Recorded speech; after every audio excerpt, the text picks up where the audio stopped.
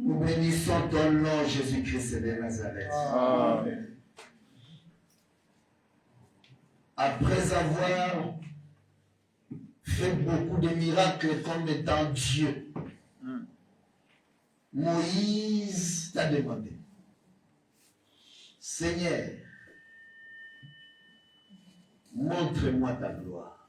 Amen.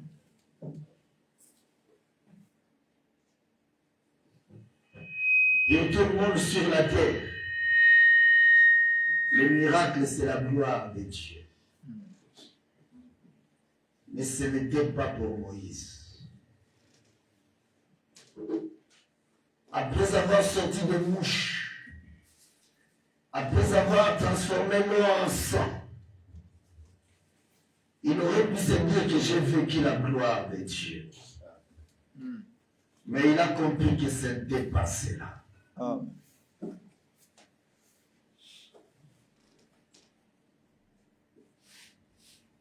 Tu lui as donné une seule réponse.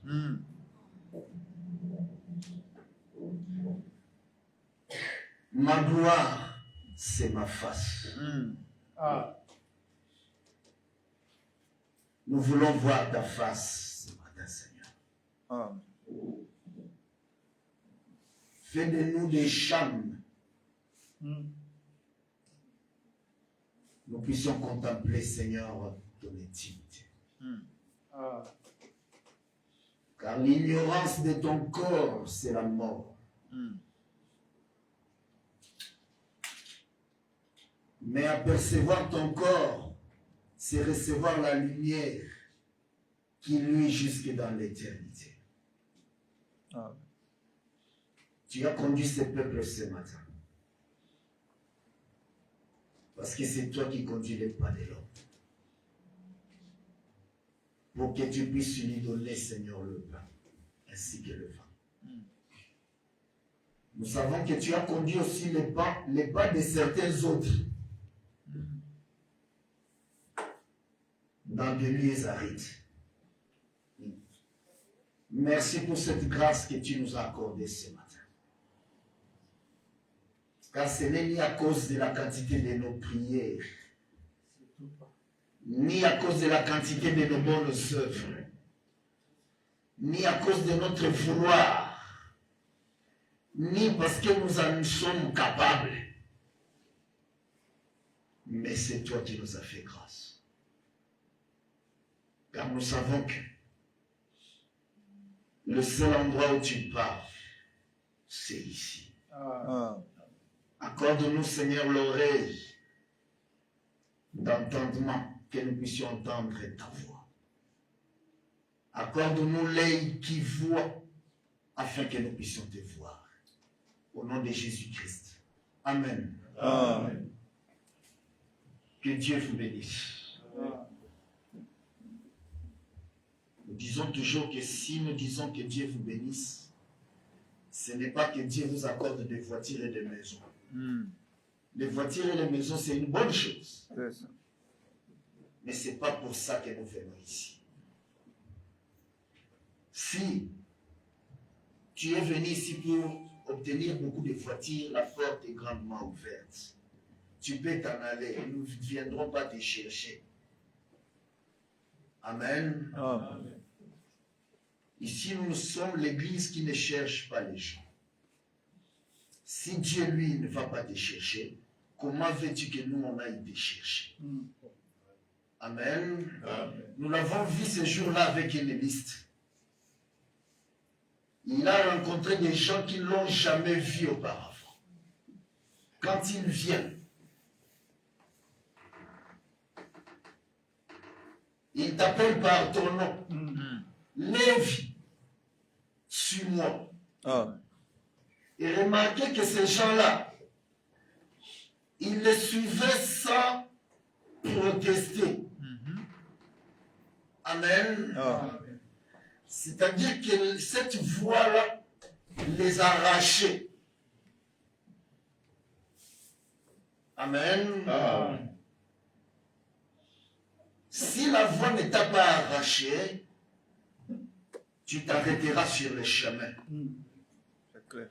Parce que c'est lui qui fera que ils viennent déboulonner les roues de ton char, comme il l'avait fait avec Pharaon, pour que tu ne suives pas le chemin. Amen. Ceux qui empruntent le chemin, c'est lui qui permet qu'il l'emprunte. Ici, nous sommes sur la voie du ciel. Amen. Nous sommes sur le chemin. C'est pourquoi nous déclarons encore. Ici, c'est l'unique et le seul endroit où Dieu parle ici en France. Amen. Ça paraît fou. Mais cela est la vérité.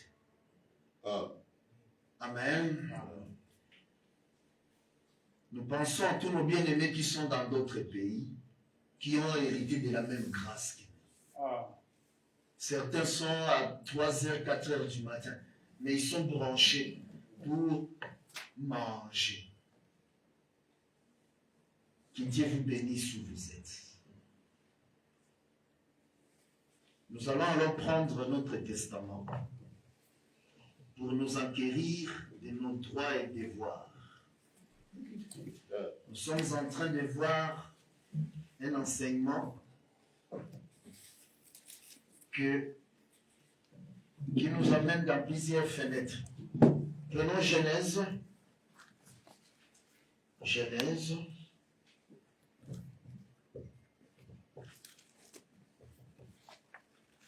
Genèse, dans notre passage, Genèse chapitre 2e.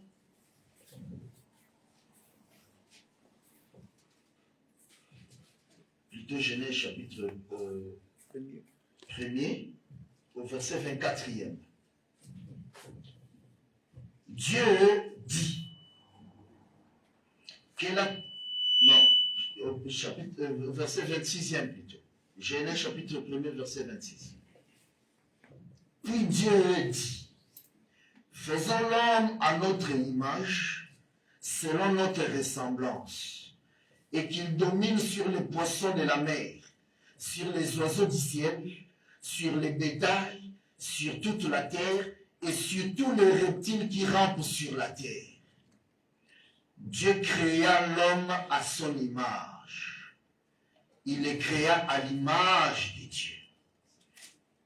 Il créa l'homme et la femme. Nous répétons le verset 27e. Dieu créa l'homme à son image. Il le créa à l'image de Dieu. Il créa l'homme et la femme. Que Dieu vous bénisse. Nous sommes en train de marcher pour aller ouvrir ces rouleaux ici. Parce que Dieu l'a scellé depuis la fondation du monde. Dieu a parlé en parabole quand il a ouvert la création. Le premier jour de la création, quand Dieu ouvre la bouche, il commence à cacher. À cacher quoi? À se cacher. Dieu a pris la création, il s'est vêtu. C'est pourquoi aujourd'hui nous devons prendre la création, la déchirer pour sortir Dieu. Donc Dieu se cache dans cette écriture. Il dit, créons l'homme à notre image. Certains pourront dire, mais ici Dieu s'est trompé. Parce que nous avons la foi. Nous croyons que Dieu est unique. Mais ici, il parle au pluriel. Comme s'il y avait beaucoup de dieux. Donc, ici, Dieu s'est trompé. Dieu ne se trompe jamais. Il sait ce qu'il dit. Amen. Ici, les églises évangéliques qui vont lire, vont interpréter à leur façon.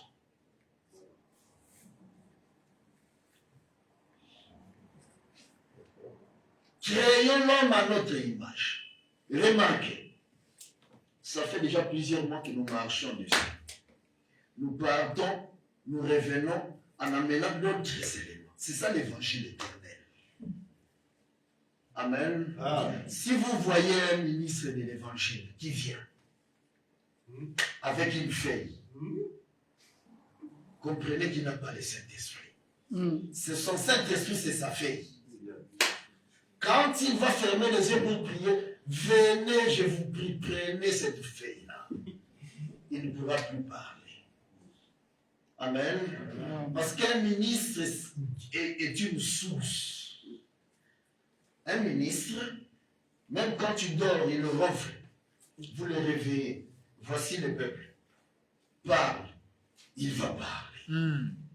Amen. Parce que la Bible dit que ne te demande pas ce que tu diras de ta défense. Ouvre la bouche. Les paroles te seront données à l'instant. À moins que tu n'aies pas celui qui a dit ça. Qui est derrière toute écriture qui s'échappe de sa bouche pour l'accomplir. Amen. Créons l'homme à notre image. Remarquez que Dieu a créé les animaux. Il a créé les oiseaux. Il a créé des arbres. Il a créé des pierres. Le ciel, la terre. Mais ici, il insiste sur le fait que il doit donner à l'homme son image. Quand il crée l'arbre, il ne dit pas que donnons à l'arbre notre image. Quand il crée l'animal, il ne dit pas que donnons à l'animal notre image. Est-ce que l'animal n'est pas l'image de Dieu? Amen. Amen. Toute la création, c'est l'image de Dieu. Mais ici, il vient souligner, donnons à l'homme notre image.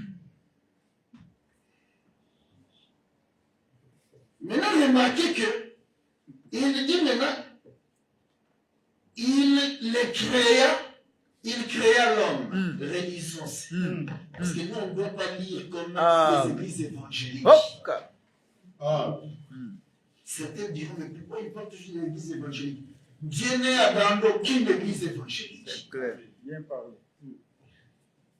La vérité se fait mal, mais c'est pour guérir les élus de Dieu. Lisons bien.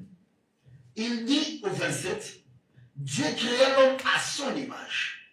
Il le créa à l'image de Dieu. Il créa qui? L'homme. Maintenant, il dit, il créa l'homme Et la femme.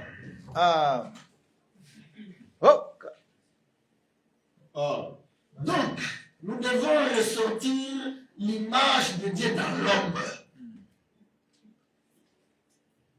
Amen. Mais remarquez, il dit, il créa l'homme et la femme. Il pouvait finir par dire seulement, Dieu créa l'homme à son image. Ça s'arrête là. L'homme est l'image de Dieu. Il nous ressort quelque chose. Il créa l'homme et la femme. Amen. Donc, l'image de Dieu, c'est l'homme et la femme. Amen. C'est clair. C'est clair. L'homme sans la femme, ce n'est pas l'image de Dieu, mais c'est l'image de Dieu. Attention. L'évangile éternel, c'est des couleurs et des couleurs. Ah.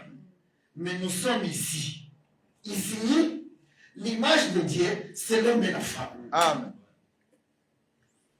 Mais il poursuit.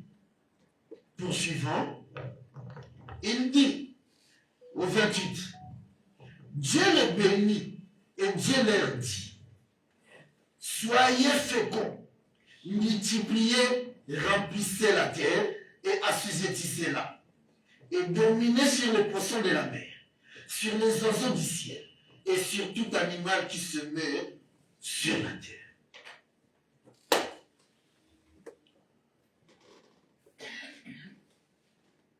Dieu crée l'homme.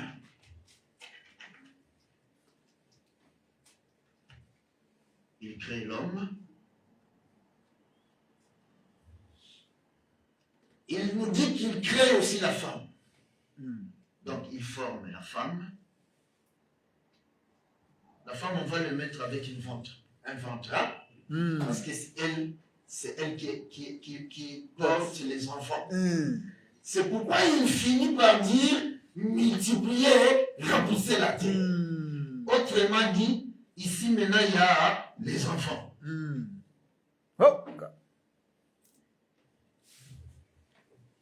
Amen. Ah. Donc l'image de Dieu, non seulement le père, la mère, mais aussi l'enfant. Ah. Oh. Amen. Ah. C'est ça ce que Dieu est en train de dire. L'image, quand il insiste, parce que l'animal, c'est Dieu. C'est l'image de Dieu. L'arbre, c'est l'image de Dieu. La pierre, c'est l'image de Dieu. Mais ici, Dieu insiste sur le fait que, tel qu'il est, il le met dans l'homme. Mais qu'est-ce qu'il nous ressort? Il nous ressort l'homme, la femme et l'enfant. Amen.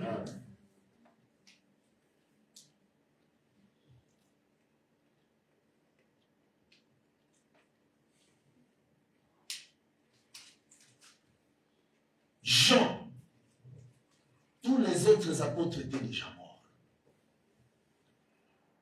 Quand le jour de la Pentecôte est arrivé, vous maîtrisez déjà la Pentecôte, qui est le 50. Amen. Nous avons montré d'où ça vient, dans l'ombre. Alors, quand l'église commence, les apôtres ont reçu le Saint-Esprit. Ils ont commencé à révéler Jésus. Amen. Ils sont morts. Quand ils étaient là, ils insistaient sur le fait qu'ils enseignent la sainte doctrine.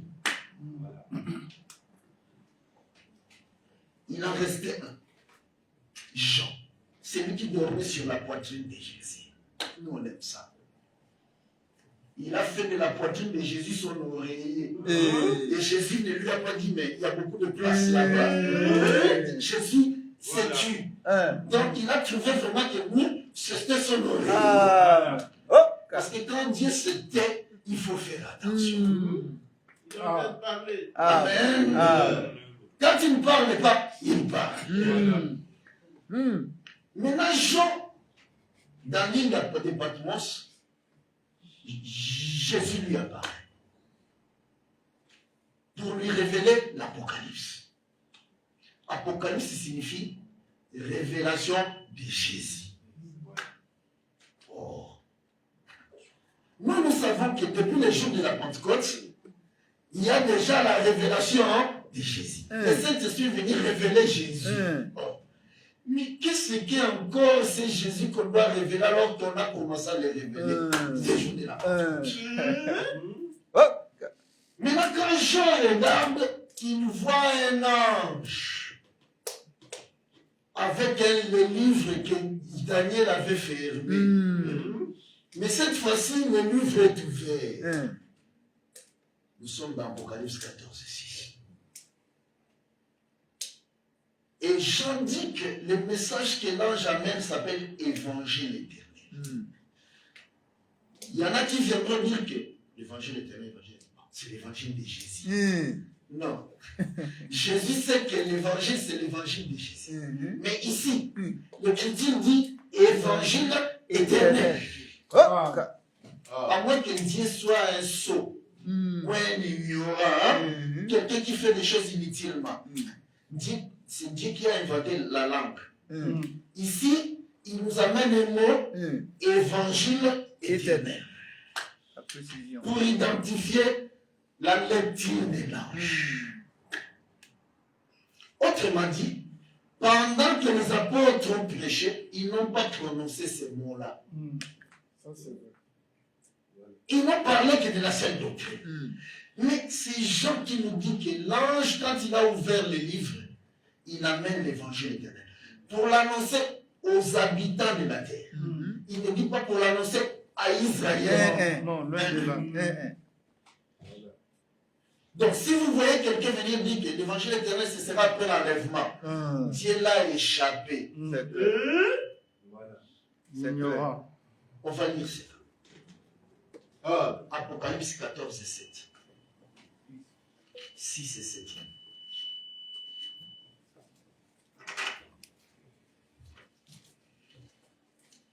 Aujourd'hui, il fait très fort que Dieu vous bénisse parce qu'il s'en montre que vous aimez Dieu. Pour brader les conditions, venir écouter la parole. Donc, Apocalypse 14, 6. Je vis un autre ange qui volait au milieu du ciel. Il avait un évangile éternel pour l'annoncer aux habitants de la terre, à toute nation, à toute tribu, à toute langue et à tout peuple. Amen. La Bible dit que cet évangile est destiné aux nations, pas à Israël. Or, le temps des nations prendra fin les jours de l'enlèvement, quand l'arche s'envolera. Amen. Et quand nous partirons dans l'enlèvement, alors le temps d'Israël reviendra. Voilà. C'est ça. Donc, si quelqu'un pense que non, l'évangile éternel, ce sera après l'enlèvement, Dieu l'a échappé. L'évangile éternel, c'est notre temps. Parce que l'évangile éternel, c'est elle qui prépare l'enlèvement. Voilà. S'il n'y a pas d'évangile éternel encore, il n'y a pas d'enlèvement. Ça, c'est vrai. C'est pourquoi la Bible dit que Dieu ne fait jamais quelque chose de nouveau. Il n'y a rien de nouveau sous le soleil. Si vous voyez quelque chose, Dieu fait quelque chose, allez voir là où il l'a déjà fait. Parce qu'il est le même hier, aujourd'hui et éternel. Ça, c'est les critiques et les églises évangéliques. Jésus-Christ est le même hier, aujourd'hui, éternellement. Des perroquets, ils comprennent parce qu'ils disent. Il est le même hier veut dire depuis l'éternité. Ce qu'il a fait, c'est ça qu'il doit faire aujourd'hui. C'est ça qu'il fera demain. Maintenant, s'il doit y avoir la fin, mais il y a déjà eu une fin. Sinon, cette écriture tombe. C'est clair. C'est pourquoi au temps de Noé, il y a déjà eu une fin. Voilà. Bien parlé. Mais qu'est-ce qui a marqué la fin? La prédication de Noé. Amen. Nous comprenons donc que Noé a enseigné l'évangile. Mais ce nom était scellé. Mais nous, quand nous voyons, mais ça, c'est les condisciples de Salomon. Parce que dans l'évangile éternel, nous ne parlons que de la nature. Amen. Noé se présente. Dieu va faire pleuvoir. Donc Noé a parlé de la pluie. Quand la pluie va tomber, elle va tomber 40 jours, 40 nuits. Quelque chose qui n'était jamais arrivé sur la terre. Amen. Parce que l'évangile éternel, c'est des choses que l'homme n'a jamais entendues, qu'il n'a jamais pensé et qu'il n'a jamais vues. C'est-à-dire que les gens de son époque se sont dit, la pluie tombe, si c'est beaucoup, toute la journée, c'est naturel. Inondation. Ce vieillard, il est en train de dire 40 jours, 40. c'est la sénilité. La Il vieillesse. n'écoutait pas. Ok. Peut-être il a bu. Mais non, ce qu'il disait était invraisemblable. Mais cela s'est réalisé. Amen. Pendant que les hommes qui doivent écouter la voix de l'homme ne saisissent pas cette voix-là, Dieu s'est tourné vers les animaux qui ne peuvent pas entendre la voix de l'homme. Il avait sa gibecière avec un colis. Dans son colis, il y avait l'œil et l'oreille. Voilà. Amen. Ok. Il visite les animaux. Il leur donne l'oreille. Les animaux commencent à entendre la voix de l'homme. Qu'est-ce qui se passe? Les lions qui étaient les rois de la forêt, ils comprennent que Dieu nous donne 7 jours. Parce qu'il a imparti les temps. Si tu n'es pas dans l'âge, tu meurs. Infini. À quoi me servirait mon trône? Dans 7 jours, je vais mourir si je reste ici. Bon, je vous aime beaucoup, hein, mais prenez votre royauté. Moi, je vais dans l'arche. Avec ma femme. Ok. J'amène ma femme parce qu'ils étaient tous les deux. Ok. Amen. Amen. Quand ils sont venus, ils ont vu l'arche. Parce que les deux marchent ensemble. Voilà, l'oreille et l'œil. Amen. Amen. Amen. Donc, dans chaque espèce, il y a eu que deux qui ont reçu l'oreille et l'œil. C'est ça les jugements de Dieu. Amen. Bon, je ne sais pas si quelqu'un a vu Dieu au temps de Noé venir avec une chaise. Jugement dernier. Bon, toi, viens. Toi, tel jour, tu as volé. Il disait, venez me dire. Jamais. Donc, si vous attendez voir encore Dieu sur une chaise, venir encore commencer à juger, C'est nouveau. c'est nouveau. Hey. Rien ne doit être nouveau. Amen. Le jugement dernier a eu déjà. Amen. Amen. Noé était en train de juger le monde. Quand le jugement s'est abattu, il y a eu la séparation des boucs et des brebis. Amen. Les brebis sont entrés dans l'arche. Les boucs sont restés sur la terre. Ils ont été éradiqués. Disparition. Dieu n'est pas venu dire, bon, vous maintenant, je vais envoyer le feu, vous allez brûler ici éternellement. Je ne comprends pas comment les gens peuvent penser des choses comme ça. En enfer, toi tu n'as pas la vie éternelle, mais tu vas en enfer, tu brûles éternellement. Il faut aller vers le bien-aimé des églises évangéliques. Et méthodiste. Et méthodistes. Et national.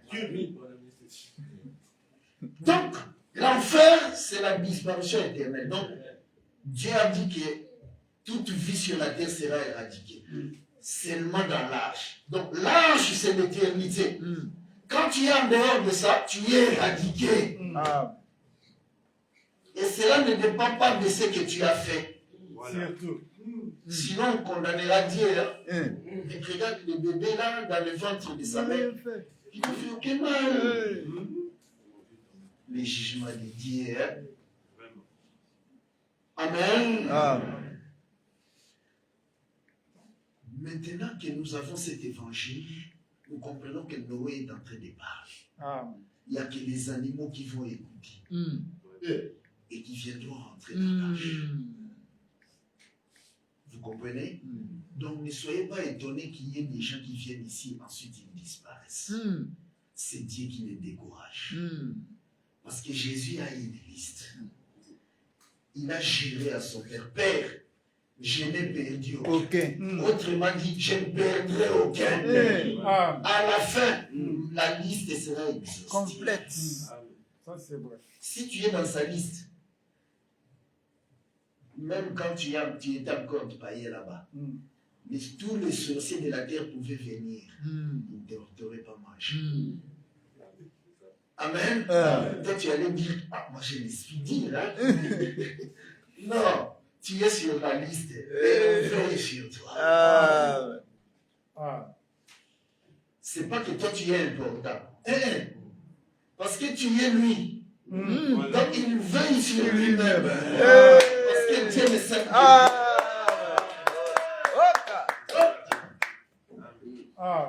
Oh, moi j'aime Dieu. Qui es-tu, toi?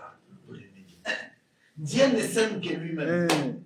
Il est égoïste. Ça ne faut pas le dire. L'égoïsme de Dieu. C'est la bénédiction, ça. Vous comprenez ça? Il est venu dans un ventre. Les enfants n'avaient fait ni bien ni mal. Vraiment. Moi, Dieu, je décide d'aimer l'un, d'haïr l'autre. Oh! Mais au tribunal ici, on dira que le Dieu est mauvais. Quelle justice, ça? La justice, on juge selon ce que l'œuvre de la personne. S'il a fait le mal, on condamne. Selon les faits. Mais si il n'a pas fait de faits, le jugement est tombé. Vraiment. La justice. Le salut, nous l'obtenons sans les œuvres. Amen. Mais si tu te dis que bon, c'est comme ça. Donc, si j'ai déjà obtenu le salut, je vais aller voir les péchés comme je veux. Nous, on va te donner un conseil. Bois davantage. Amen. Parce que c'est ta nature. Quand tu bois, tu es content. Tu bois davantage. C'est ta nature. La nature de Dieu, nous l'avons héritée dans l'éternité. C'est pourquoi tu verras que même avant que tu saches qui tu es, dans le monde là-bas, tu avais des limites dans le mal. Il y a certaines choses tu ne pouvais pas faire. Alors que tu étais païen, libre de le faire.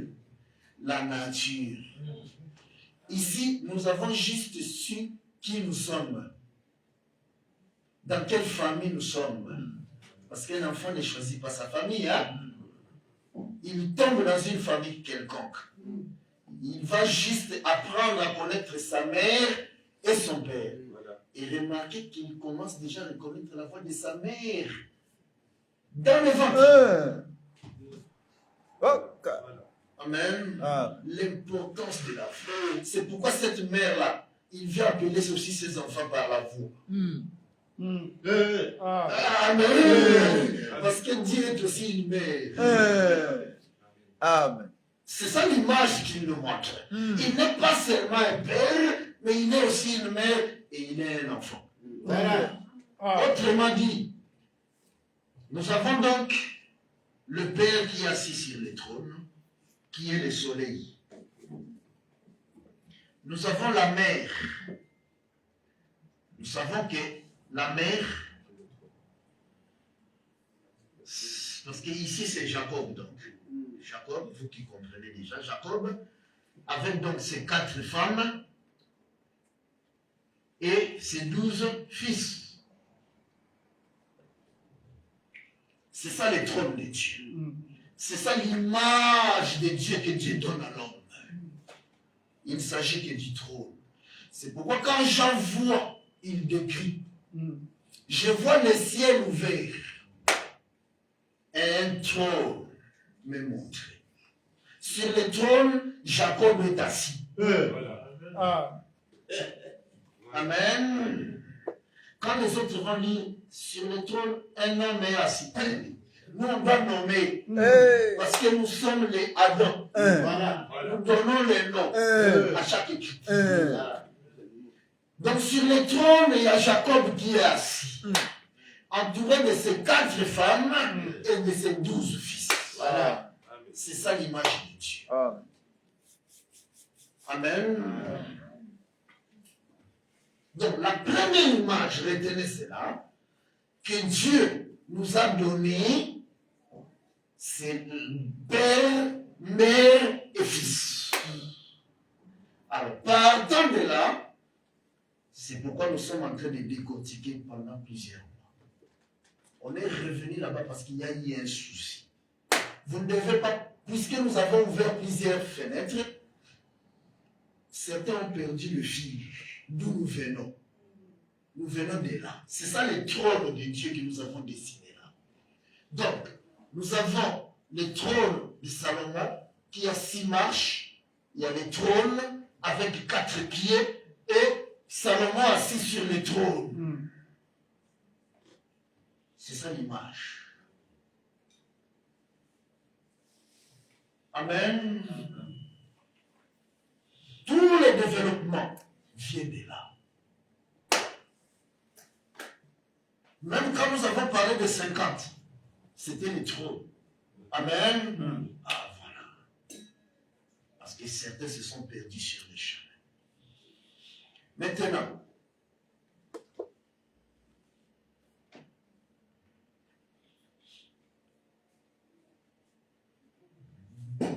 dans les 4 femmes ici, nous avons donc Léa. Léa,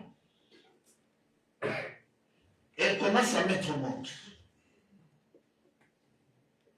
Pour elle, mettre au monde, c'est normal, hein? Elle met les enfants au monde.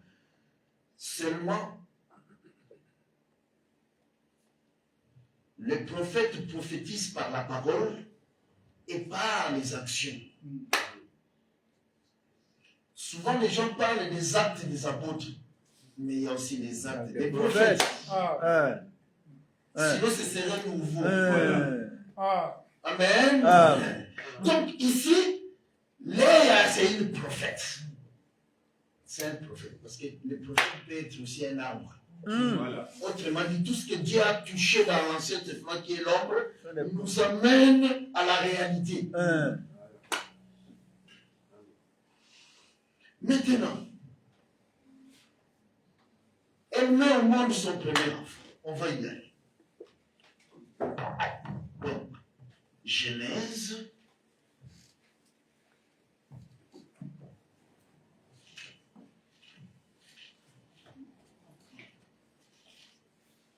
Genèse dans 29e.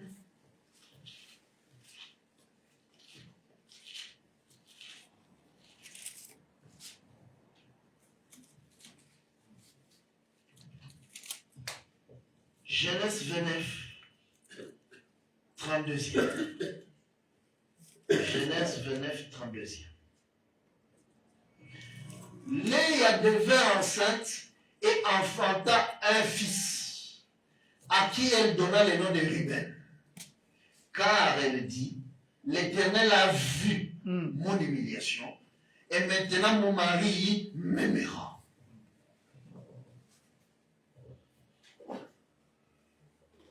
Quand elle met au monde le fils, Ruben, elle prophétise. L'Éternel a vu. Nous avons dit que dans Ruben, c'est lait. Amen. Elle continue. Elle devait encore enceinte. Non, nous sommes au 33. Encore enceinte, et enfanta un fils. Et elle dit, l'Éternel a entendu que je n'étais pas aimé, et il m'a aussi accordé celui-ci. Et elle lui donna le nom de Siméon. Elle a encore un fils. Peut-être qu'elle a souhaité avoir une fille. Mais elle-même ne sait pas qu'elle est en train de prophétiser. Peut-être qu'elle a gêné, elle a prié, Seigneur, moi je vis en Europe, j'aurai que 2 enfants, un garçon et une fille. Une jeune, un garçon encore. Dieu n'a pas exaucé. Dieu n'a pas exaucé. Alors que Dieu a exaucé. Parce que Dieu s'exauce lui-même. Alors elle dit que Dieu a entendu. Autrement dit, Siméon, c'est l'oreille.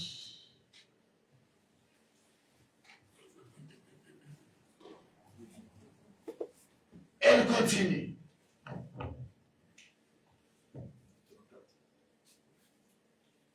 « 34e. Elle devint encore enceinte et Pour cette fois, mon mari s'attachera à moi, car je lui ai enfanté 3 fils. C'est pourquoi on lui donna le nom de Lévi. Donc Lévi, son rôle, c'est d'attacher la mère et le père. Vous savez que Léa n'était pas aimée. L'amour de Jacob, c'était Rachel. Elle n'était pas aimée. C'est parce que Jacob était aveugle qu'on l'a trompé dans la nuit. Hein? On lui a donné une autre femme. Nous bénissons là-bas. Hein? Amen. Si Dieu n'était pas aveugle, nous on ne serait pas sauvés. Dieu est aveugle. Et vous avez entendu ce qui s'est passé là, est en train de dire. Oui, Dieu est aveugle.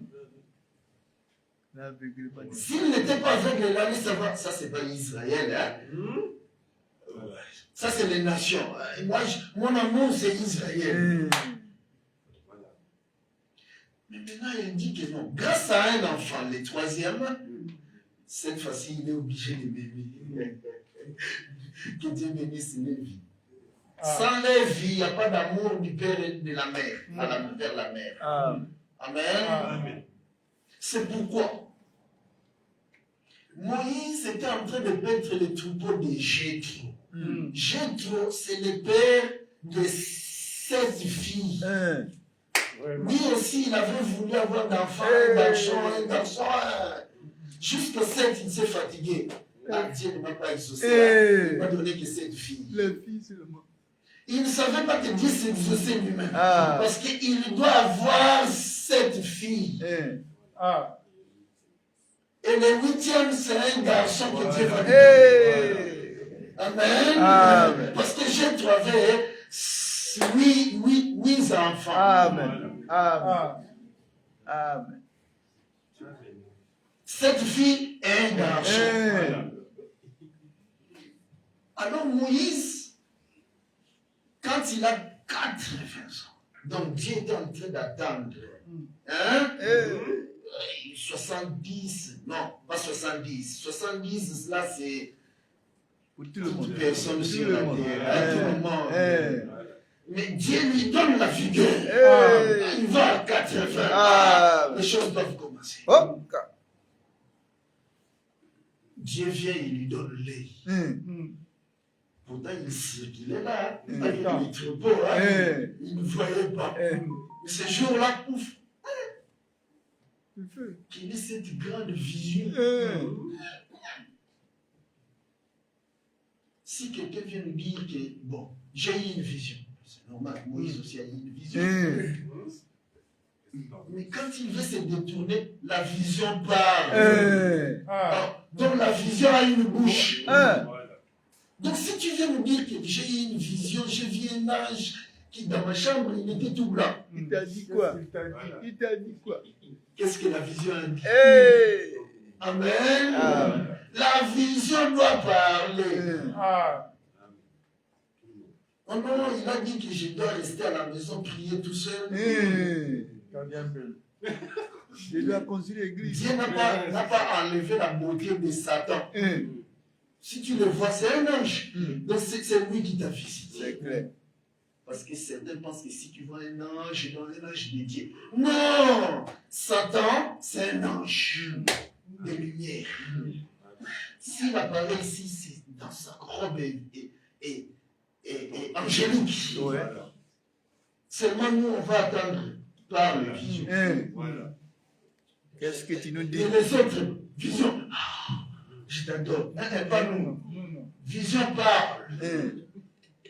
Si nous prenons la parole de la vision, nous partons consulter le prophète, nous consultons les apôtres, ça concorde. Nous disons Amen. Tu viens de la part de Dieu. Amen. Alors la vision lui parle. J'ai vu la souffrance des mauvais. J'ai entendu leur cri. Alors, nous passons à la troisième étape. Hey. Je suis descendu pour te mettre en scène, toi, Lévi. Hey. Parce que c'est toi le troisième. Amen. Oka. Amen. Oka. Je ne peux pas aller directement en Égypte, me réconcilier avec mon peuple. Je dois passer par toi. C'est ça ta mission. Amen. Amen. Dieu ne change pas. Amen. Il est le même hier, aujourd'hui et éternel. Oka. Si vous voyez quelqu'un dire, bon, moi Dieu m'a visité dans ma chambre, puis il m'a sauvé, il faut lui dire que bon, nous connaissons le Dieu qui est écrit dans la Bible. Hein? Mais toi, le Dieu qui t'a visité, ce n'est pas celui-là. Parce que celui qui écrit la Bible, il ne change pas. Il ne vient jamais sauter, venir sauver quelqu'un. Il doit passer toujours par un corps humain, un vase. C'est pourquoi il rencontre Paul sur le chemin de Damas. Qui es-tu, Seigneur? Je suis Jésus que tu persécutes. Ah, Jésus, c'est le Messie. Alors la suite. Il dit non, la suite, c'est pas moi. Rentre dans la ville, comme ça on va te sauver. Tu auras le salut. Ensuite, il y aura maintenant la suite. Ça, c'est vrai. Amen. Alors, il rentre dans la ville, il rencontre un homme, autrement dit Dieu, dans les vies, qui doit les réconcilier donc avec Dieu. Amen. Il les prend, il les met dans l'eau, il les baptise, il prend sa main. Voilà. Parce que Paul n'a pas le Saint-Esprit. C'est lui qui a le Saint-Esprit, Ananias. Il doit le lui transmettre. Alors il lui pose la main, le Saint-Esprit le quitte pour entrer dans Paul. C'est clair. Une portion de l'Esprit. Dieu qui a écrit la Bible, il ne donne le Saint-Esprit que de cette façon-là. La portion quitte le ministre, il passe par la main, il rentre en toi. C'est ça.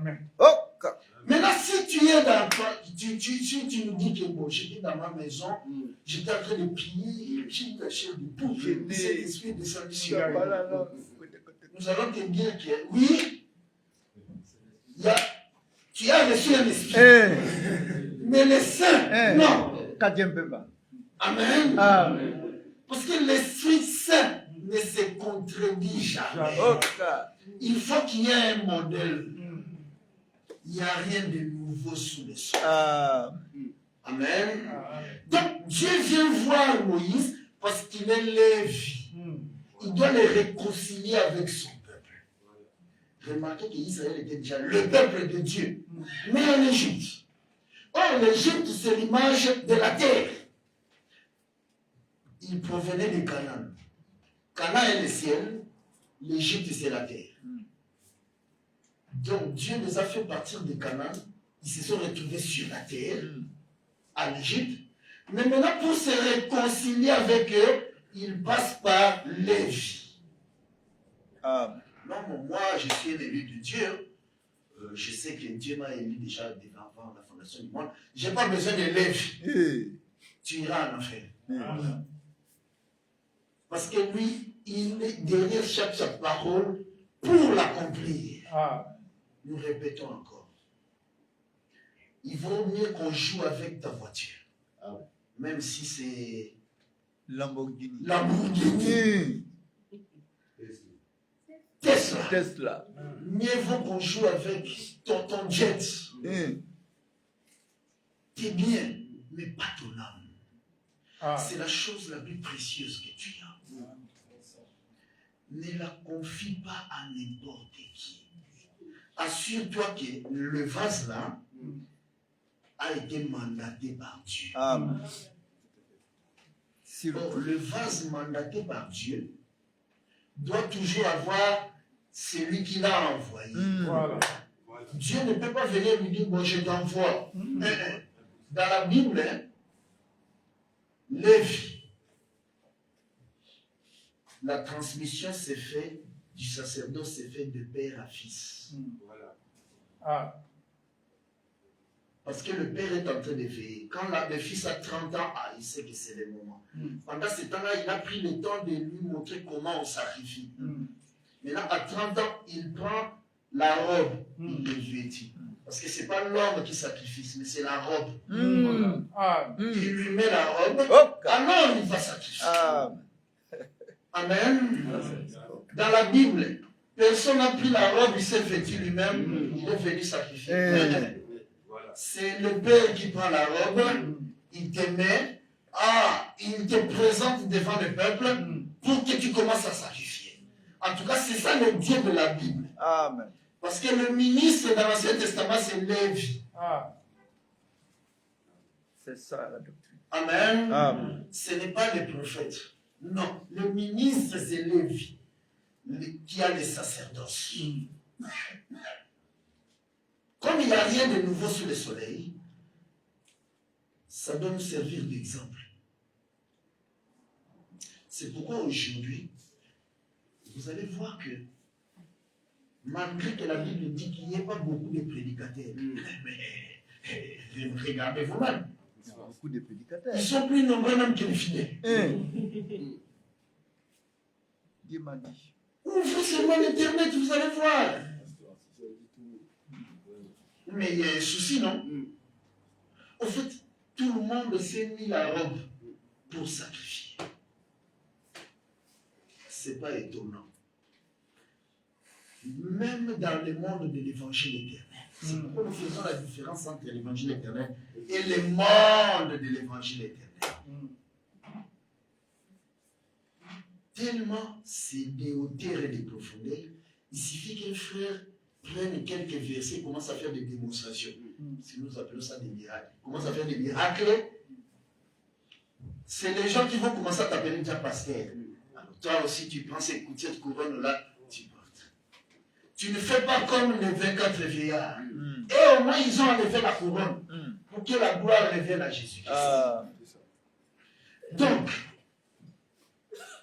avant de donner ton oreille à un prédicateur, assure-toi qu'il est envoyé conformément aux Écritures.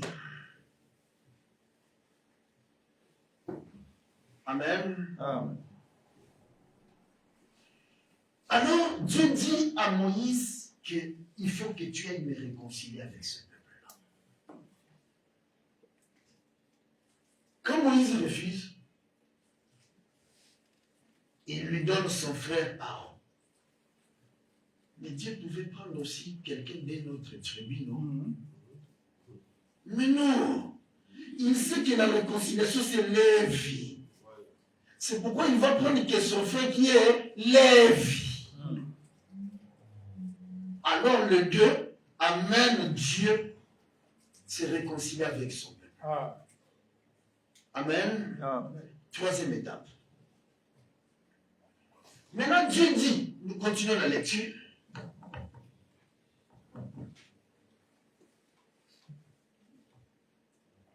« 35e. Elle devint encore enceinte et enfantant un fils. Et elle dit, cette fois, je louerai l'Éternel. C'est pourquoi elle lui donna le nom de Juda. Et elle cessa d'enfanter. Quand elle met encore au monde un garçon, le quatrième, elle dit que cette fois-ci, l'adoration va commencer. Amen. Nous avons l'œil, l'oreille, la jointure et l'adoration. Elle cessa d'enfanter. Il y a la suite. Amen. Mais ici, elle cessa d'enfanter.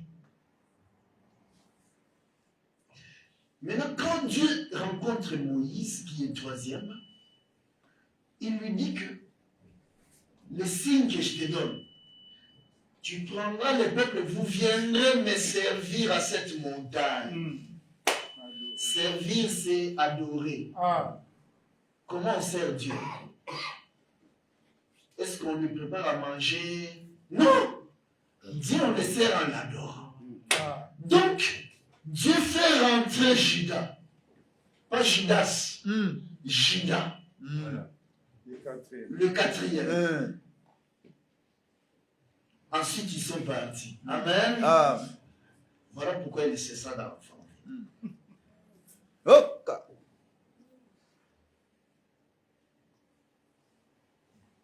l'adoration. Alors nous disons, Dieu, qui est le même hier, aujourd'hui, éternellement, quand il fait les choses, il se répète. Le premier fils, Ruben, nous avons dit que c'est Léhi. Or, la Bible dit que Léhi, c'est la lumière. Amen. On va lire cette écriture-là pour certains. Matthieu 6e. Matthieu 6e.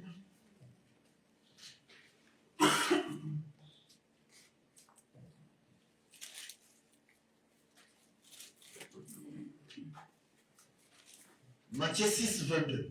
La Bible dit ceci. L'œil est la lampe du corps. Si ton œil est en bon état, tout ton corps sera éclairé. Donc, l'œil, c'est une lumière. C'est pourquoi, au premier jour de la création, Dieu est venu. Il a déclaré que l'œil soit et l'œil fut. Amen. Amen. Les églises évangéliques vont dire aussi que la lumière soit. Nous, on doit changer les langages. La lumière, c'est l'œil. Donc Dieu a dit que l'œil soit et l'œil fut. Amen. Amen. Autrement dit, Ruben, c'est le premier jour de la création. Voilà pourquoi Léa a eu que 6 fils. Et la 7e, c'est une fille. Donc, les 6 fils et la fille, c'est les 7 jours de la création. Amen.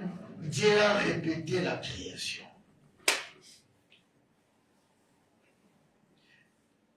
Après le premier jour, au deuxième jour, Dieu vient séparer les choses.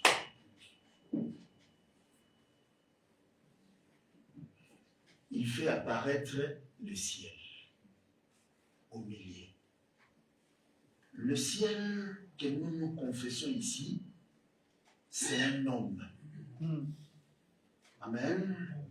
L'homme du milieu. C'est l'arbre de vie au milieu du jardin. Il n'y en avait qu'un seul.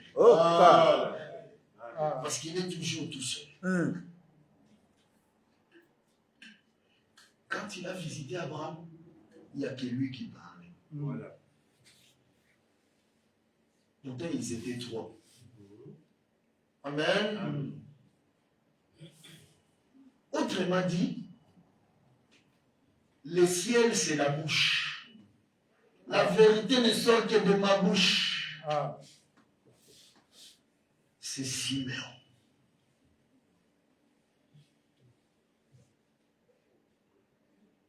Le deuxième jour de la création. Au troisième jour de la création, la terre sort des eaux. Autrement dit, la terre amorce un mouvement. Le mouvement de quitter les ténèbres pour aller à la lumière. Amen. Parce que le premier jour de la création, la terre est dans le ténèbre. Au deuxième jour, la terre est dans le ténèbre. Mais au troisième jour, la terre refuse les ténèbres pour se réconcilier avec la lumière. Amen. C'est le troisième jour de la création. C'est pourquoi au quatrième jour de la création, Dieu nous fait sortir son trône. Il vient créer le soleil. Ce soleil-là. Le soleil est créé au quatrième jour de la création. Nous l'avons expliqué déjà autrement. Que la lumière du premier jour, c'était Isaac. Parce que Dieu doit répéter encore et encore. L'évangile éternel, ce n'est pas nous qui venons vous prêcher. Nous venons vous montrer des témoins. Regardez là où Dieu a fait déjà la chose, ainsi de suite. Nous faisons parler des témoins. Quand Dieu a répété ça, il nous fait sortir un homme appelé Isaac. Quand Isaac a eu 40 ans, qui est le 4e jour, il se maria. Autrement dit, Isaac devient un père, un mari, un époux.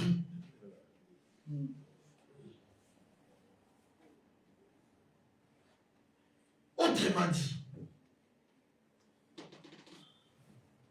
quand on devient mari,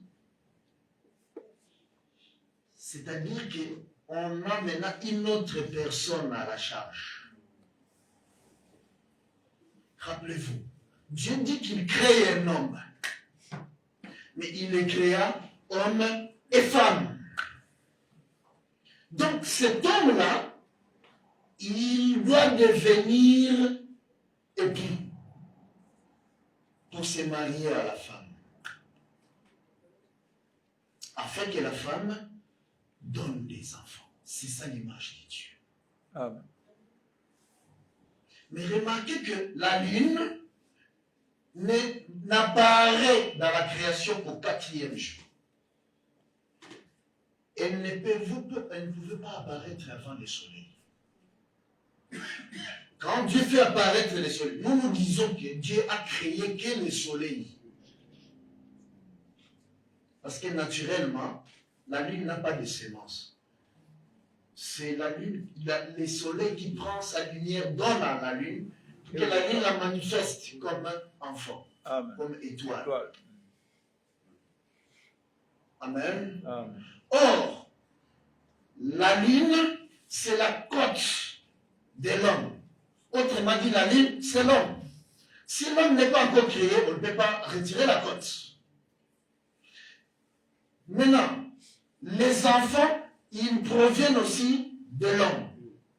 Autrement dit, si la côte n'est pas encore retirée, il ne peut pas manifester les enfants. Donc, la source, c'est le soleil qui manifeste la femme et les enfants. C'est ça le trône de Dieu. Autrement dit, Dieu, il a l'attribut de Dieu, Esprit éternel. Père. Dieu, Esprit éternel. Il a aussi l'attribut de mère. Il a aussi l'attribut du Fils. C'est ça l'image frappante qu'il donne à l'homme. C'est là où nous disons que la manière de recevoir la vie sur la terre, c'est par la maman. C'est la maman qui met au monde. Personne n'est venu sur la terre sans mère. Posons la question, on ne sait jamais. Peut-être qui n'a pas de maman, on ne sait jamais. Donc nous tous, nous avons une mère. On est venu sur la terre par la mère. Or la terre, c'est la terre de Noé. Le royaume de Noé. Amen. Amen. Vous avez perdu l'enseignement. Amen. Amen. Nous avons dit que Dieu a 3 royaumes. C'est ça. Le royaume d'Adam, le royaume de Noé et le royaume des cieux. Amen. Amen. Amen. Le royaume d'Adam a pris fin au temps de l'eau. Ensuite, la terre est sortie encore des eaux. Donc l'arche est sortie des eaux. Un autre royaume a commencé. Nous sommes dans le royaume de Noé, qui représente le lieu saint. Parce que le royaume d'Adam, c'est le parvis. Le royaume de Noé, c'est le lieu saint. Et le royaume des cieux, c'est le lieu très saint. Maintenant, dans le royaume de Noé où nous sommes, Dieu nous fait rentrer dans un autre royaume, qui est le royaume des cieux. C'est le pourquoi des ministres nous vous prêchons pour quitter le monde de Noé et entrer dans le royaume de Dieu, dans le lieu très saint, et rencontrer Dieu. Amen. Amen. Amen. Donc nous sommes des Lévis. Amen. Nous sommes des Lévis. Amen. C'est à nous que Dieu donne cette mission-là, de vous faire quitter ce monde de... Si tu restes dans le monde de Noé, tu vas mourir. Il faut accéder dans l'autre royaume. Mais on y accède de la même manière qu'on a accédé dans le royaume d'Adam, qu'on a accédé dans le royaume de Noé, par la maman. C'est pourquoi il faut qu'il y ait une maman qui a la vie éternelle, hein? Un ventre de la vie éternelle. Pour que quand tu passes là, tu as la vie éternelle. Je ne sais pas si je me fais comprendre. Job dit que, on va lire ça. Job 14. Job 14e. Qu'est-ce que Job dit?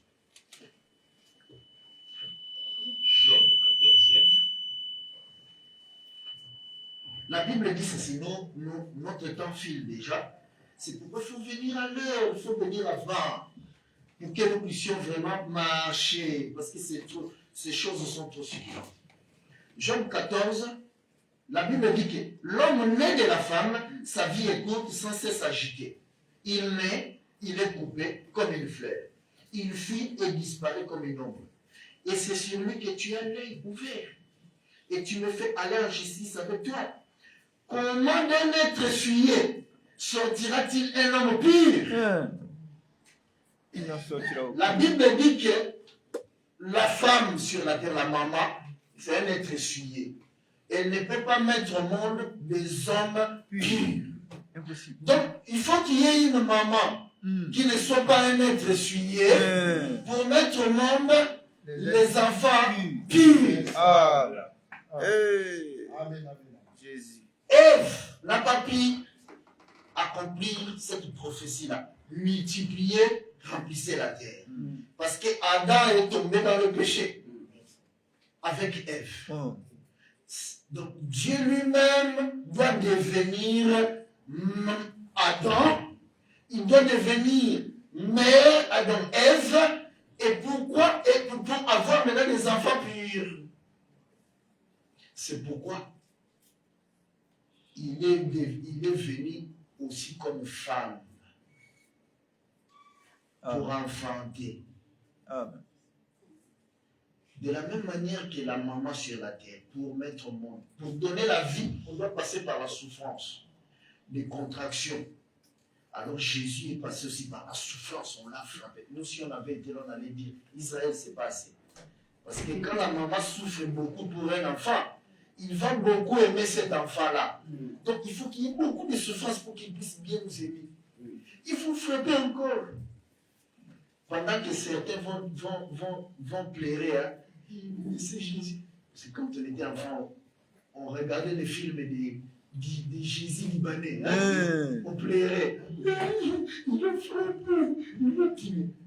Mais nous aujourd'hui, il faut frapper encore davantage. Donc, les souffrances que Jésus a subies, c'est des contractions pour mettre au monde un enfant. Amen. Donc, ça, c'est dans son attribut de mère. Maintenant, quand il le met au monde, lui-même, il est père, le second Adam. La Bible dit qu'il est le second Adam. Donc, il est aussi la seconde Ève. Il est aussi Seth. Amen. Amen. Il est aussi enfant Seth. Amen. Second appel. Dieu lui-même. Donc, si tu n'es pas Dieu, tu le quitteras un jour. L'enfant, c'est le père. Donc, si tu n'es pas Dieu, l'enfant, c'est Dieu dans un autre costume. Donc, si tu n'es pas Dieu, tu nous quitteras un jour. Nous, on aimerait aussi avoir une grande église, comme j'ai vu à la télé. une église de 3 km. Vous vous rendez compte? Les journalistes ont dit que c'est la plus grande église d'Afrique. C'est au Nigeria. Ouais. Mais moi, je pense que c'est la plus grande église du monde. Hein? Aux États-Unis, il y a quand même des stades, des grandes salles. Mais ça ne fait pas 3 km quand même, non? Je ne sais pas. Mais pour nous, nous savons que ce n'est pas des églises. C'est des cabarets. Une boutique. On aimerait aussi avoir du monde comme ça. Mais à quoi ça sert d'avoir une grande église? Plein de gens, mais aucun n'est sauvé. Quand Dieu regarde, Zéro. bande de brigands. Mais si vous êtes seulement deux, avec Dieu, Dieu trouve une grande église. Il y a les Abraham dedans. Amen. Tous les saints passés sont dedans. C'est une grande église. Amen. Amen. Amen. Nous aimerions aussi avoir ça. Mais ça ne dépend pas de nous. C'est lui qui appelle, c'est lui qui chasse, c'est Dieu. Nous sommes l'église où Jésus chasse les gens. Une fois, il a fait un miracle, multipliant le pain. Ah, ça c'est un vrai serviteur de Dieu. On va commencer à les suivre. Parce qu'aujourd'hui, c'est ça. Miracle. Ah, un grand serviteur de Dieu, on commence à les suivre.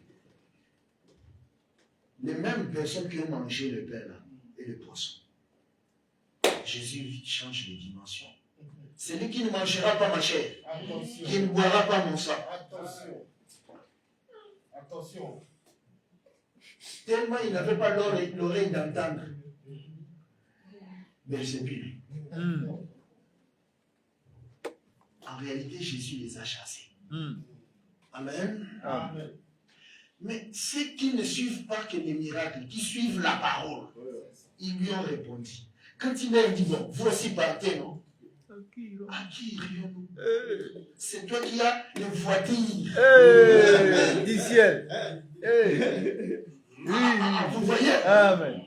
C'est toi qui as les pains que nous mangeons bien. C'est toi qui as les paroles. Amen. Donc, ce qui les retenait à Jésus, les paroles. Jésus ne leur donnait pas d'argent.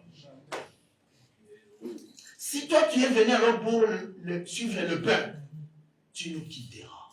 Jésus te chassera. Mais remarquez que parmi eux, il y en a un qui est resté, un Judas. Il l'a gardé pour la fin. Parce qu'il a plusieurs façons de chasser.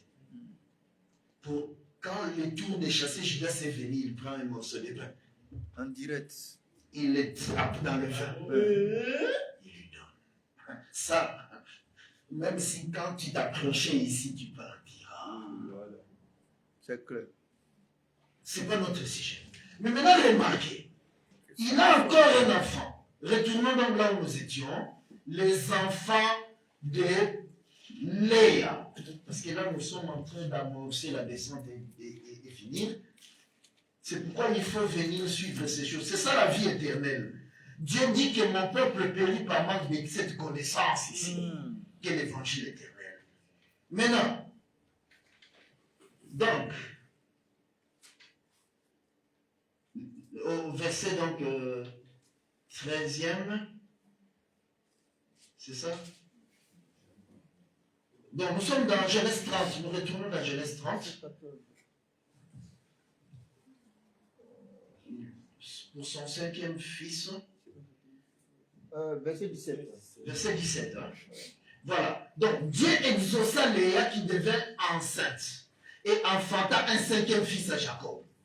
Léa dit, Dieu m'a donné mon salaire parce que j'ai donné ma servante à mon mari. C'est un salaire, donc le 5e enfant. Et elle l'appela du nom d'Issachar. Léa devint encore enceinte et enfanta un 6e fils à Jacob. Léa dit, Dieu m'a fait un beau don. Cette fois, mon mari habitera avec moi. Quand je lui ai enfanté 6 fils, et elle l'appela du nom de Zabulon. Son 5e enfant, elle dit que c'est un salaire. Rappelez-vous qu'au 5e jour de la création, Dieu lâche les oiseaux au ciel pour exercer leurs ailes. Amen. Amen. Si tu n'as pas des ailes, tu vas tomber. Il faut que tu aies des ailes pour les exercer. Ces ailes-là, c'est un salaire Amen. que Dieu te donne gratuitement pour exercer ta nature. C'est pourquoi il est écrit qu'il a préparé les bonnes œuvres d'avance pour ses enfants. Amen. Amen. Il t'a donné l'œil et l'oreille d'avance pour que tu exerces tes ailes. Quand il a un sixième, elle prophétise encore que cette fois-ci c'est un beau don. C'est pas un don seulement, parce qu'il y a aussi des dons de prophétie. Mais là, il dit que c'est un beau don. Ok. Amen. Amen. Mais le sixième jour, c'est quoi? Le sixième jour, Dieu crée l'animal, il crée l'homme. Quand Jean-Baptiste voit, il déclare, voici le don de Dieu. Voilà. Amen. Amen. Voici le sixième jour. Voici l'animal, l'agneau de Dieu qui ôte le péché du monde. Pilate, lui, il vient. Pilate, c'est nous. Nous, quand nous venons, voici l'homme. Notre temps fini. Donc, le témoignage de nous, au travers de Pilate, c'était de l'identifier comme étant l'homme. Israël l'a identifié comme Animal. animal. Oh, Dieu vient maintenant déclarer. Dieu a tant aimé le monde qu'il a donné le sixième jour. Afin que ceux qui quiconque croit obtiennent la vie éternelle. Amen. Dieu a donné son Fils unique comme don, comme sacrifice. Donc le sixième jour, c'est le sacrifice. Voilà pourquoi Isaac, c'est quand il a 60 ans, le don apparaît. Il met au monde Ésaü, l'animal. Il met au monde Jacob, l'homme. Voilà. Maintenant, quand il y a le sixième jour, le trône est posé dessus. Amen. Amen. S'il n'y a pas le sixième jour, la sixième marche, Salomon ne peut pas poser son trône. Donc ça passe par le dos. Pour que le trône soit posé et que Dieu vienne enfin s'asseoir. Le sang doit couler d'abord. Amen. Ça, c'est les 6 jours de la création. Mais la Bible, nous vous avons dit que quand Dieu vient créer maintenant le 7e jour, il dit qu'il met le 7e jour à l'écart. Il sanctifie le 7e jour. Sanctifier veut dire mettre à côté, séparer des autres. C'est pourquoi quand une femme met au monde, quand elle perd le sang, quand elle perd l'eau, on a encore le temps d'arriver à l'hôpital.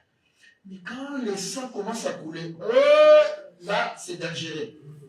Parce que le sang, c'est la matrice qui se détache. Le placenta qui se détache de la matrice qui provoque ces sangs-là. C'est-à-dire que l'enfant commence à être poussé, évacué, chassé du ventre. Hein? Il va quitter le ténèbre du ventre, expulsé dehors. C'est le sang qui fait ça. C'est ça la sanctification. Autrement dit, le 7e jour, c'est aussi le 3e jour ici. Il faut qu'il y ait la résurrection. C'est pourquoi alors, Dina était avec ses frères ces jours-là. Elle sent en elle l'esprit du Seigneur la saisie. Et regarde, toi tu es une fille, non? Et c'est des garçons. Qu'est-ce que tu fais avec eux? Va visiter les filles du pays. Amen. Alors elle se sanctifia, c'est-à-dire elle se sépara de ses frères. elle partit dans le pays faire la visite. En passant comme ça, comme tellement elle était trop belle. Amen. Elle était trop belle. Super belle, oui. Amen. Elle était trop belle. Sichem, quand il regarde, mais Sichem, dans son pays là-bas, il y avait aussi quand même des belles femmes, non? Forcément. Mais la Bible ne souligne pas la beauté de ces filles-là, n'ont pas attiré les regards de Sichem. Jamais. Vous comprenez? Mais seulement quand elle voit Dina, hey, son cœur s'emballe. Amen. Elle va.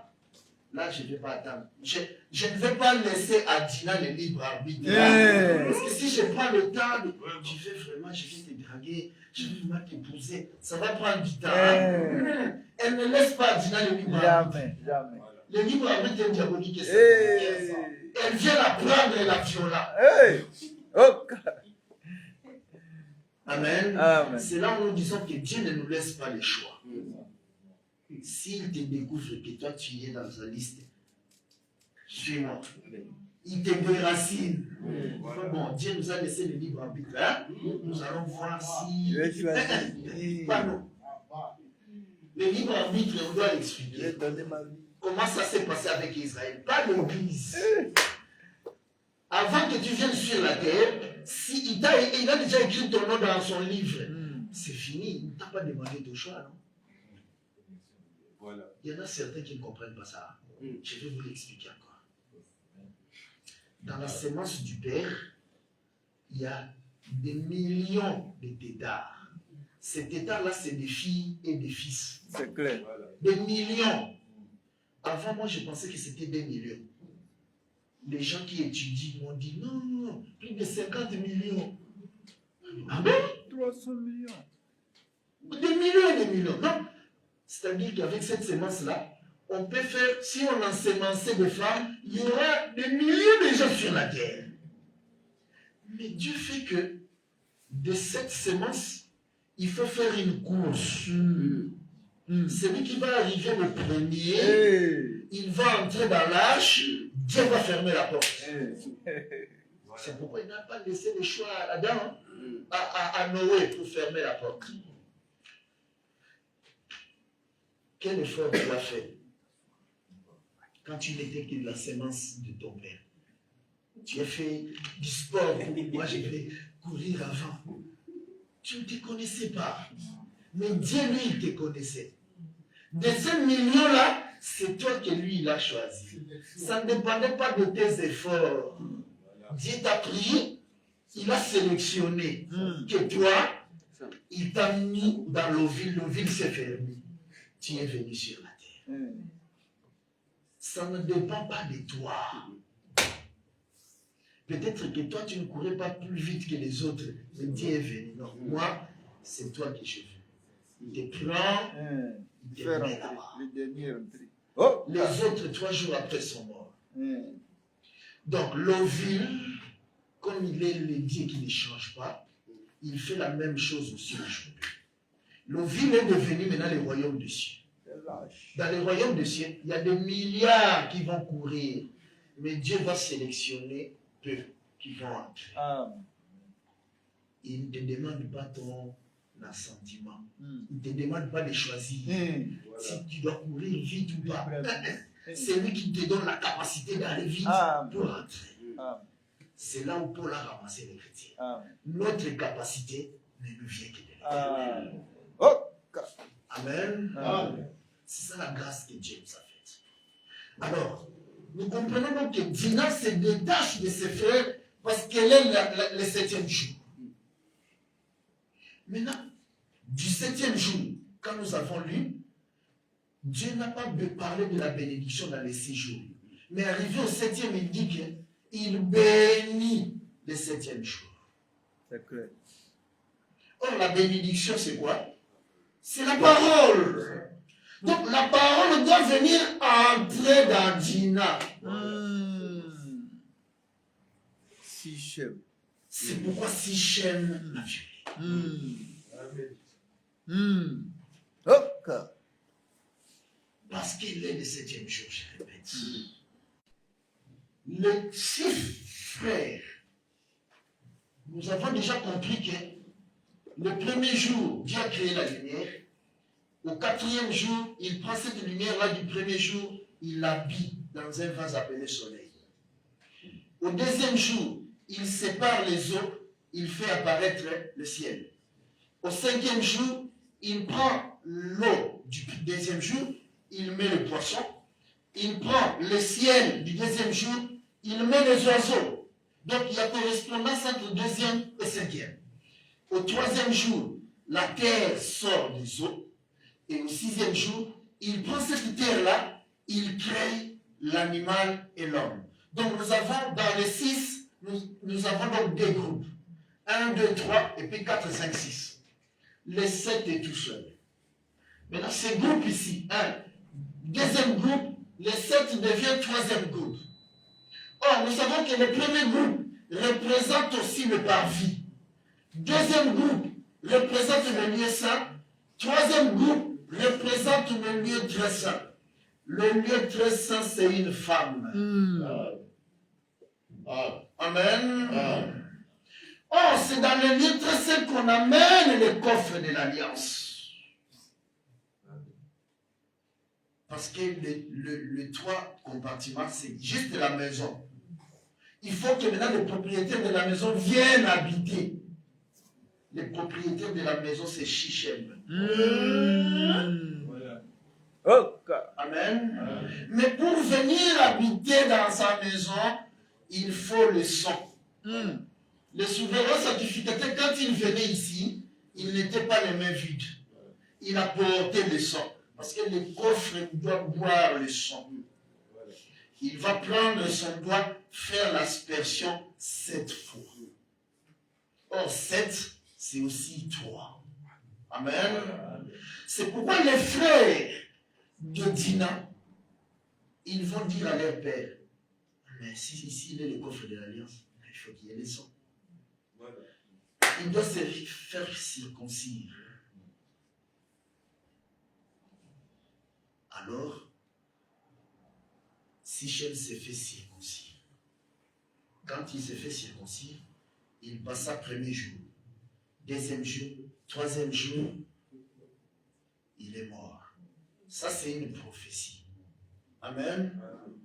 Que la mort soit à la fin ou au début, c'est une prophétie.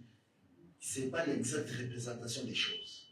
Mais nous vous disons que Sichem a donné sa vie pour Dina.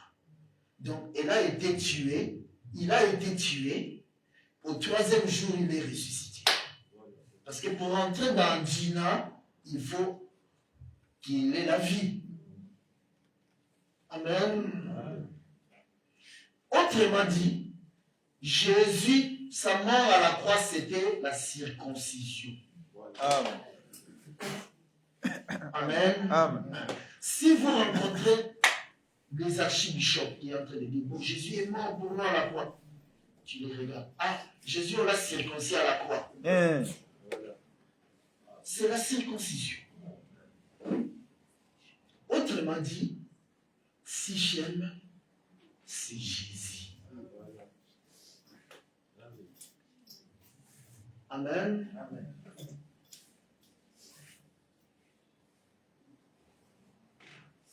Nous pensons que tous les éléments que nous donnons, si tu ne comprends pas, je suis inquiet pour toi. Amen. Ah, mais on doit sûrement être inquiet parce que ça fait plusieurs mois que nous ajoutons des éléments. À moins que ceux qui viennent d'arriver, ils auront encore besoin de certains éléments. Mais toi qui suis depuis le départ, si Dieu ne t'a pas donné l'œil et l'oreille, c'est inquiétant. Amen. Donc, pour récapituler,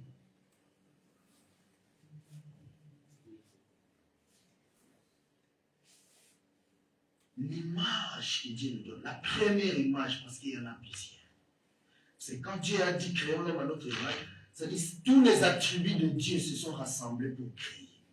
C'est pourquoi dans l'homme, vous allez voir, l'homme a de la haine, Dieu aussi. L'homme a de l'amour, Dieu aussi. les sentiments qui sont dans l'homme sont aussi en Dieu. L'homme, il lui arrive de voler. Dieu aussi.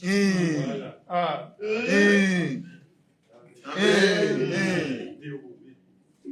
Là, si je l'ai dit pour vous réveiller. Dieu est aussi voleur. C'est les attributs de l'homme, non? Dieu aussi.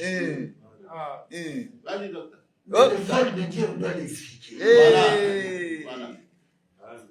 Si vous voyez Dieu interdire quelque chose, c'est sa parcelle. C'est clair. Il ne veut pas que toi tu le fasses, c'est seulement lui. Il faut avoir la gloire aussi. Voilà. Est-ce que Dieu aime que toi tu tues quelqu'un? Donc c'est il est tué. Meurtrier. Dieu meurtre. Tu es redoutable. Vous comprenez? Si toi tu le fais, il est jaloux. Donc toi tu te prends à la place de Dieu. C'est seulement ma parcelle à moi. Personne ne peut mourir sur la terre si ce n'est que Dieu qui le tue. Même s'il y a un sorcier de mage, c'est dit.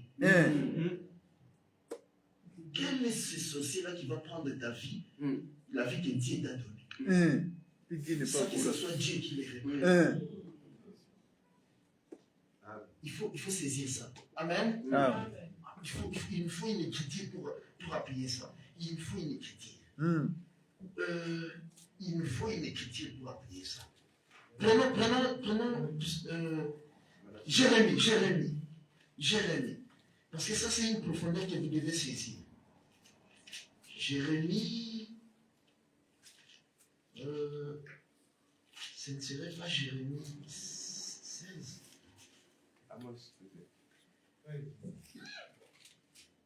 Un roi. Il y a une écriture qui dit qui parle du fil. La vie de l'homme n'est qu'un fil. Corrigez cette écriture. C'est Ecclésiaste.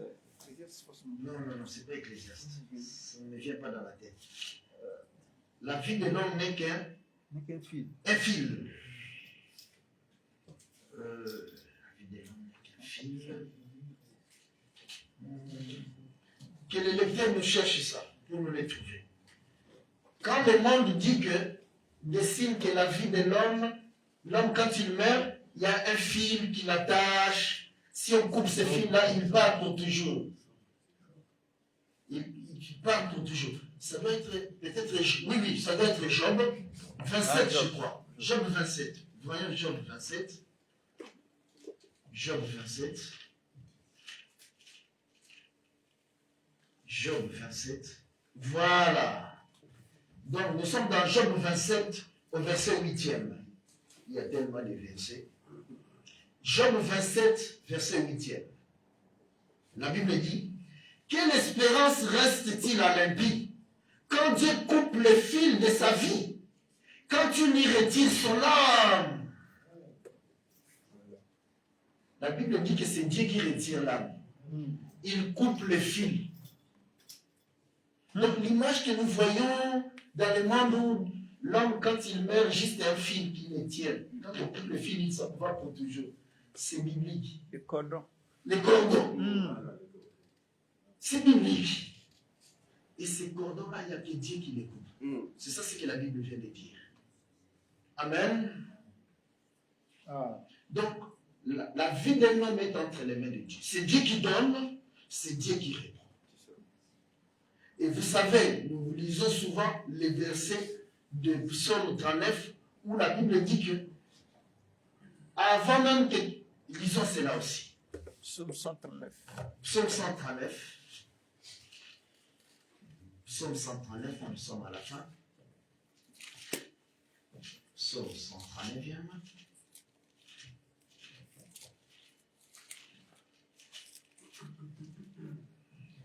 La Bible dit que, au verset 16, Psaume 139, 16, la Bible dit,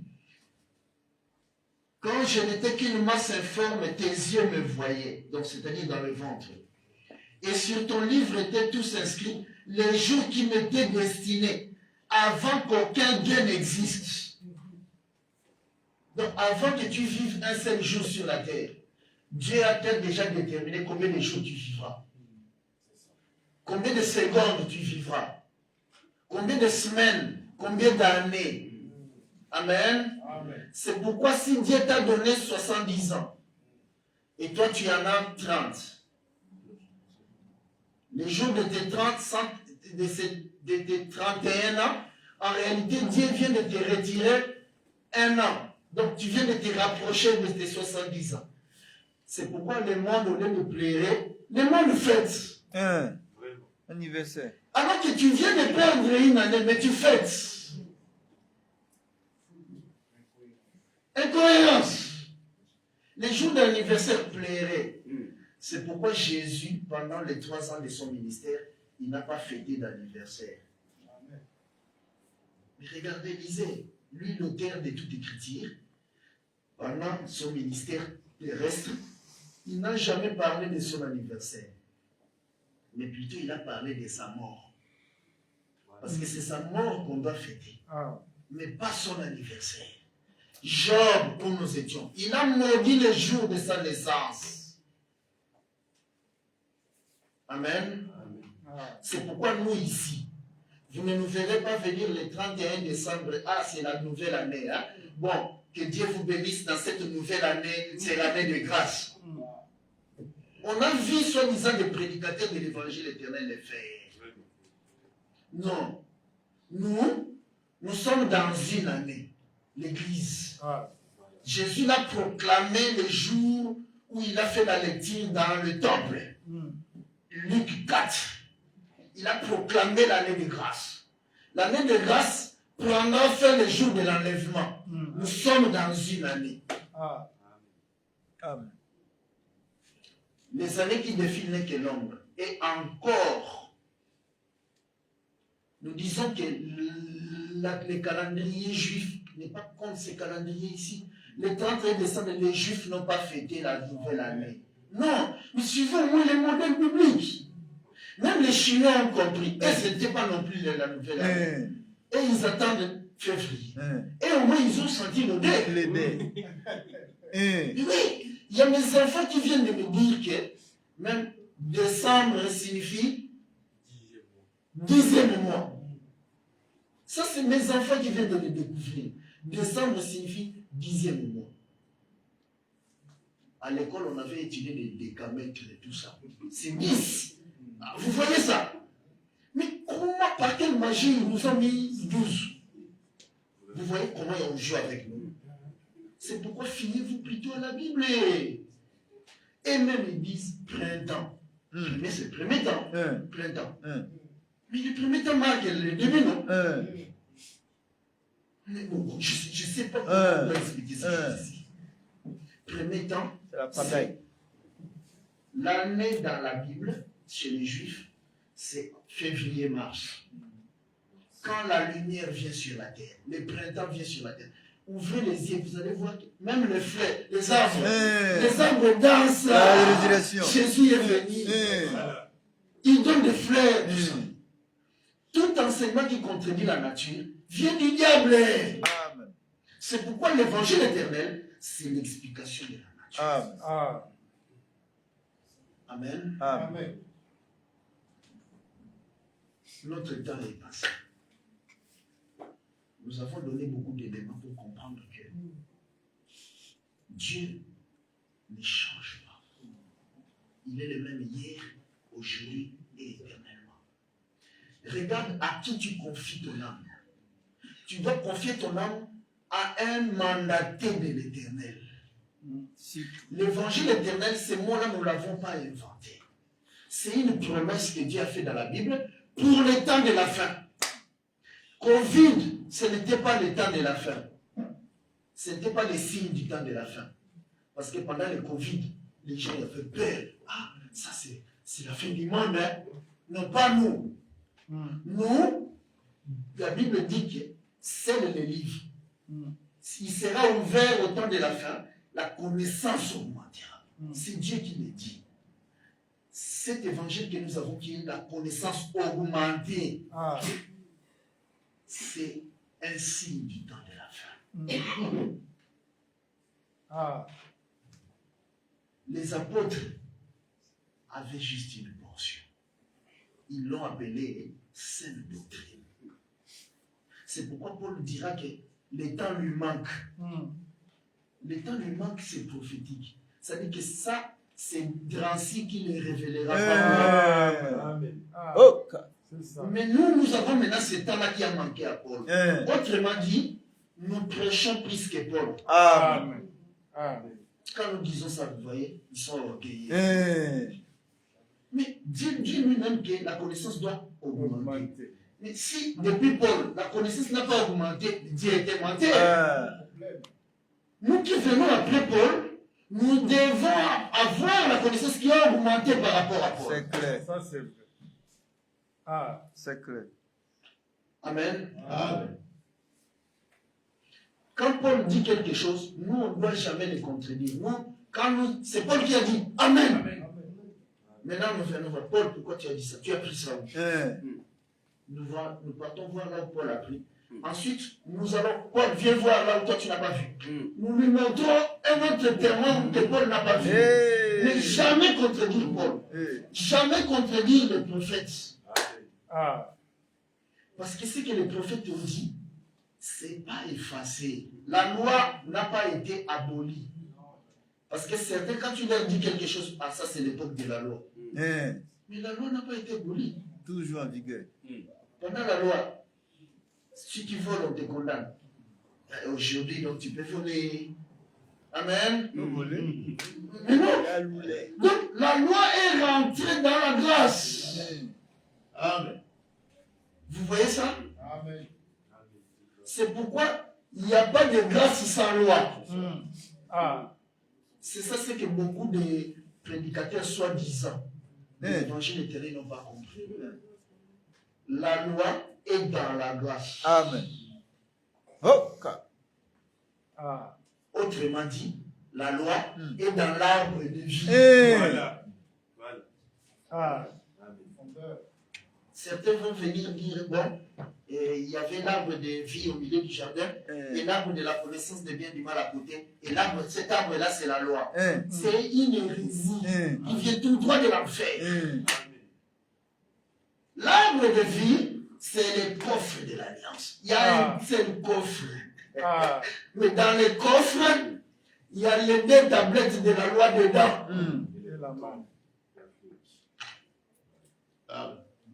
Il y a beaucoup d'hérésies qui circulent dans le monde de l'évangile éternel. Vous devez bénir Dieu parce que vous avez des gens que Dieu a mandatés, qui vous apportent les ainsi dit le Seigneur. Amen. Donc, pour finir, au travers donc de l'histoire que nous venons de voir, Dieu a repris la création. Quand Dieu parle, il ne nous présente que sa maison. Et dans sa maison, il y a lui qui vient habiter. La maison de Dieu a 3 compartiments. Le parvis, le lieu saint, le lieu très saint, plus les coffres de l'alliance, qui est Dieu lui-même. Si il y a 3 compartiments, le coffre de l'alliance fait le 4. Amen. Voilà pourquoi, quand il nous présente le 4e jour, il nous le présente comme étant le soleil, la lune et les étoiles. Le trône de Dieu, c'est l'adoration. C'est-à-dire, Dieu, il est assis sur son trône. Le trône de Dieu est composé d'une chaise à 4 pieds. Le 4 pieds là, c'est ça les 4 femmes de Jacob. Il y a Jacob qui est le soleil, ces 4 femmes qui sont la lune, ainsi que c'est leurs enfants. C'est ça l'adoration. Amen. Donc le 4, l'adoration doit commencer. C'est pourquoi quand Dieu a vu que Israël était à 400 ans, il doit l'adorer. L'adoration doit avoir lieu. C'est pourquoi il est venu les délivrer. Nous aujourd'hui, il nous a apporté les 4 évangiles pour que l'adoration ait lieu. Amen. Amen. Autrement dit, il nous a apporté les 4 paroles de Dieu pour l'adoration. Bien. Mais cette chose-là ne tourne qu'autour de Dieu qui vient se présenter à nous. Mais se présenter pour que l'adoration ait lieu, il passe par Lévi. Lévi, ce n'était pas quelqu'un qui s'est levé de lui-même. Même si tu es fils d'Aaron, quand tu as 20 ans, tu vas t'abuser à aller sacrifier, tu ne sortiras pas. Dieu va te tuer. Même quand tu es fils de Lévi, même à 30 ans, tu prends toi-même, tu t'habilles. Quand tu vas entrer, tu ne sortiras pas. C'est bien codifié. Même si tu es la femme d'Aaron, moi je suis femme d'Aaron, hein? Maman pasteur, tu entres là, tu ne sortiras pas. Donc certains trouvent que Dieu a changé. Mais il n'a pas changé. De la même manière il était là-bas, de la même manière il est aussi aujourd'hui. Nous vous disons que même là, tu peux dire aussi, moi je suis fils de Moïse, hein? Tu as vu mon père, c'est lui qui nous a sortis de l'Égypte. Alors j'ai le droit même d'entrer. Il ne sortira pas. Parce que Dieu ne respecte que sa parole. Donc, quand vous voyez sur Internet, ou soi-disant des prédicateurs de l'évangile éternel, la première des choses, il faut vous chercher à savoir de qui il est fils. C'est tout. Il est question de ton âme. David vivait dans la maison de Saül. Mais quand il s'agissait maintenant de prêcher, parce que combattre Goliath, c'est prêcher. Goliath injuriait Dieu, donc c'était un prédicateur. Maintenant, lui, il doit venir avec un enseignement contraire. Bien parlé. On lui demande de qui es-tu fils d'abord. Voilà, elle est là-bas. Pour prêcher. Alors qu'il le connaissait, hein, il pouvait dire, oh, mais toi tu me connais bien, non? Je vis dans ta maison. On va identifier ton père. Amen. C'est ça cet évangile ici. Que ici Dieu nous fasse grâce de ne nous écarter ni à gauche ni à droite. Qu'on nous jette des pierres, nous sommes des pécheurs, ainsi de suite. Que Dieu nous fasse grâce et nous pardonne. Mais qui ne permette pas qu'on jette des pierres sur la parole. De mal interpréter cette chose ici. Non, qu'il nous fasse cette grâce. Parce que c'est ça la vie éternelle. Amen. Nous allons nous mettre debout.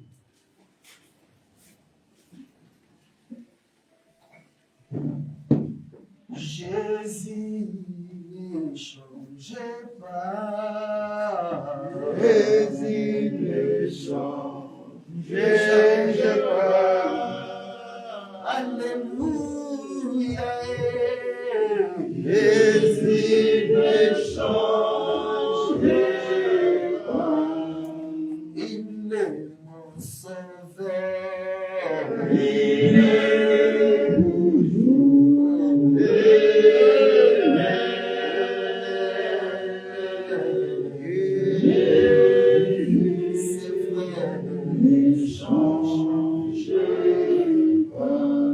Quand tu es en train de chanter, sois comme Israël.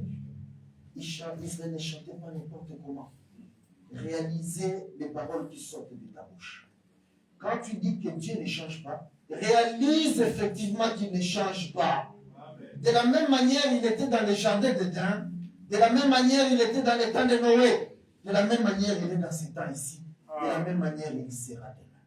Il ne change pas.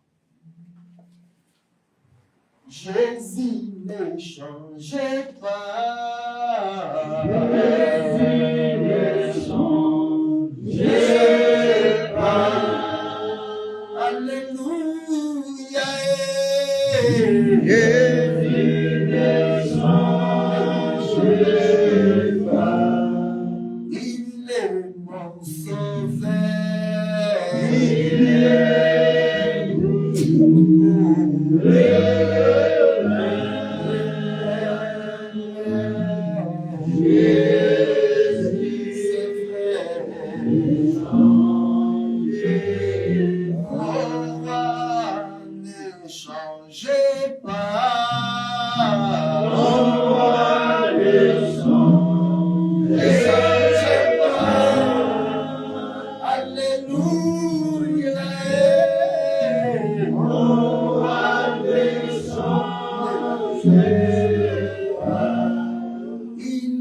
commença